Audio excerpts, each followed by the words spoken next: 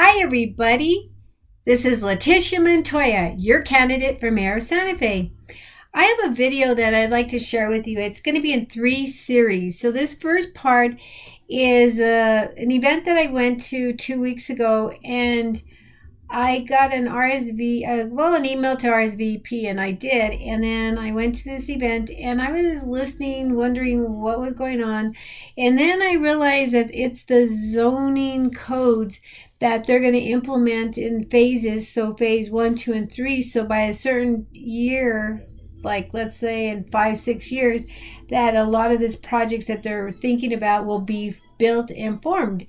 So I was just wanting to share this with you so that you get a feel of it to see, is this whole plan for the people that are natives, newcomers, to live in our city, or is this a plan for another group set of people at a different income level? So I want you to listen to the first video.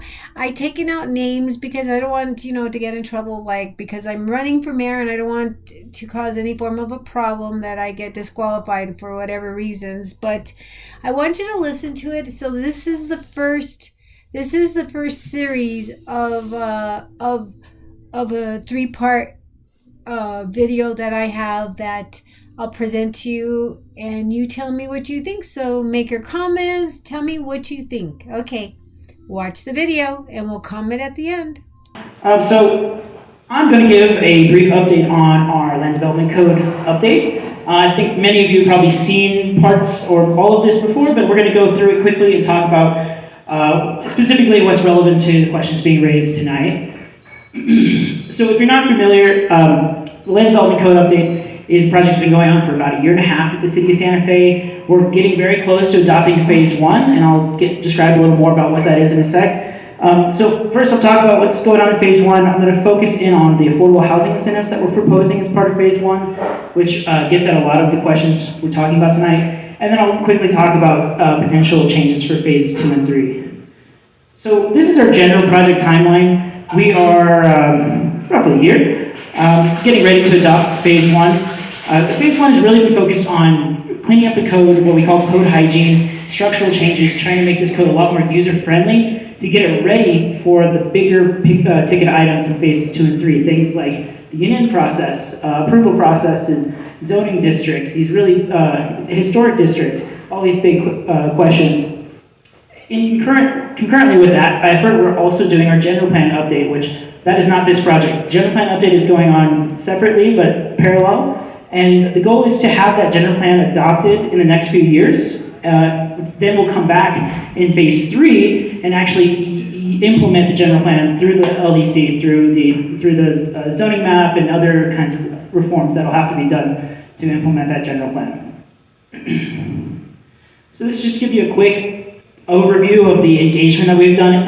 They've been kind of our main sounding board for the amendments that we're proposing in phase 1. We've also had a ton of public meetings, online engagement, all that sort of thing. And so now we're just getting close to actually introducing it to the governing body to go through the gauntlet of hearings that we have to do to get it adopted.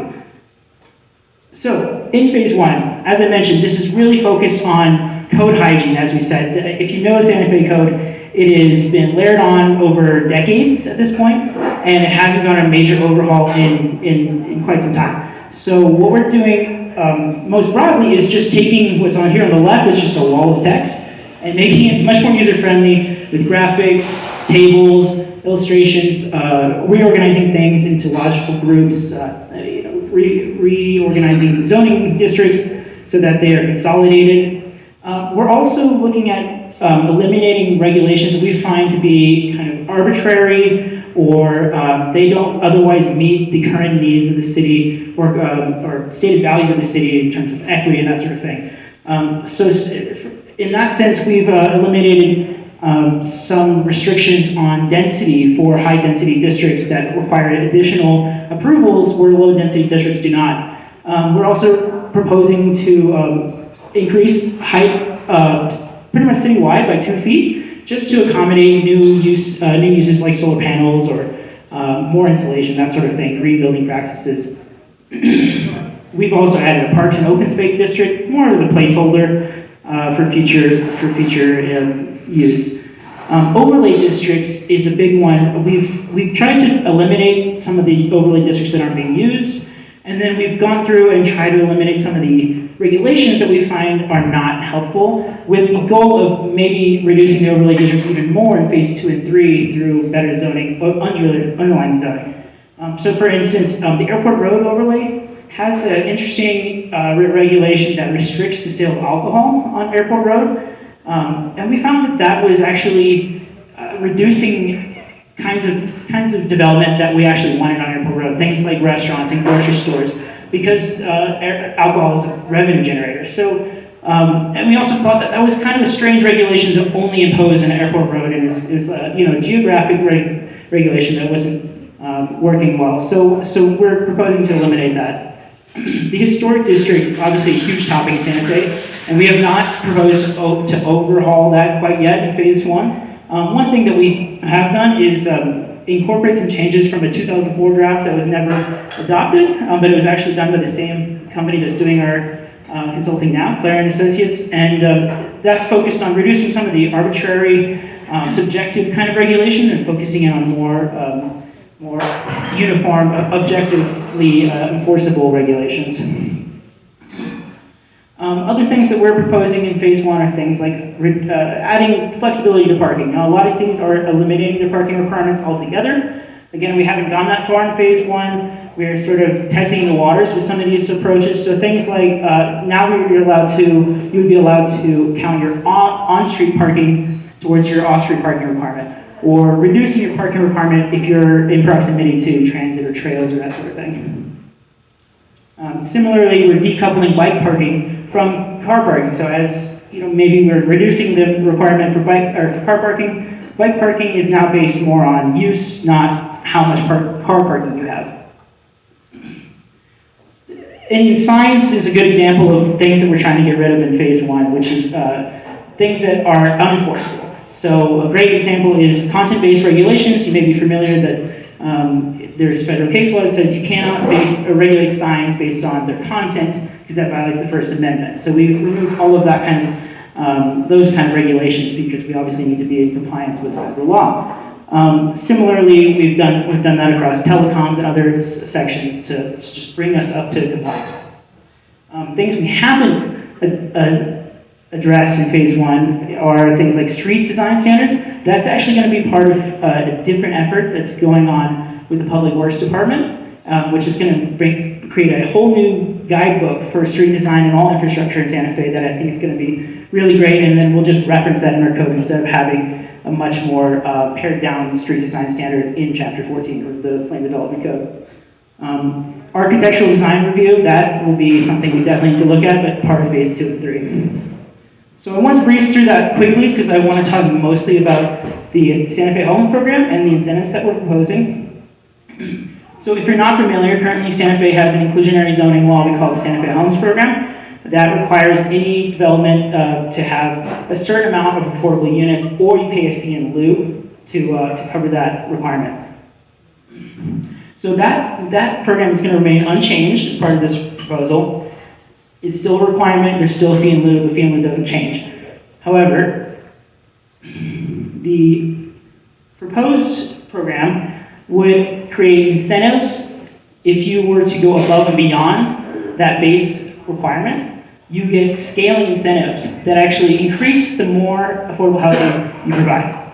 So say you provide 30 to 39% affordable units, you get 1.5 density bonus units in addition to the base zoning density. So say you're typically allowed 14 market price units, you do 6 affordable price units according to Santa Fe Homes program, then you would get 9 density bonus homes in addition. And they wouldn't have to be single family homes, that's just for illustrative purposes. This applies to any kind of typology. We have a slightly different approach for small infill projects on R1 specifically, or 1 unit per acre.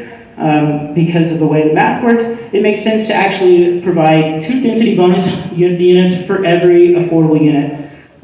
So that means this is to really trying to incentivize what I like to call traditional Santa Fe urbanism, or compound design, compound style development, where you can take a R1 1-acre plot with 1 unit and start building homes around it, kind of how homes were used to be developed in Santa Fe. So you might have one affordable unit that's a granny flat or a place for your kid to live, or it's just an affordable unit for somebody in the neighborhood. And then to offset that cost, you could create 2 density bonus units that could be rented at market rate. And then of course your primary unit would stay in place. So I ran through that pretty fast, and you obviously ask questions later. But quickly I'll just go through what will come in phase 2 and 3.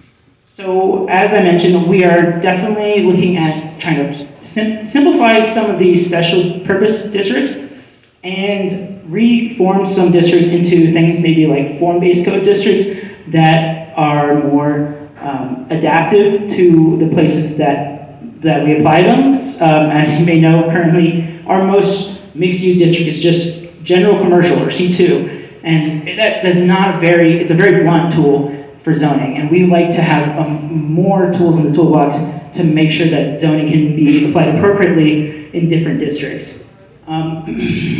Yeah, I'll just leave that there.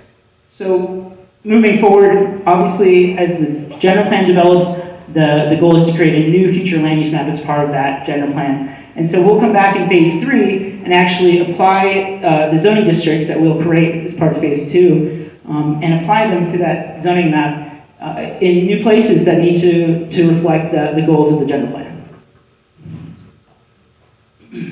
So as we hopefully create better and new zoning underlying districts, we can get rid of some of these overlay districts that are very geographically specific and are not particularly flexible in how they can be used.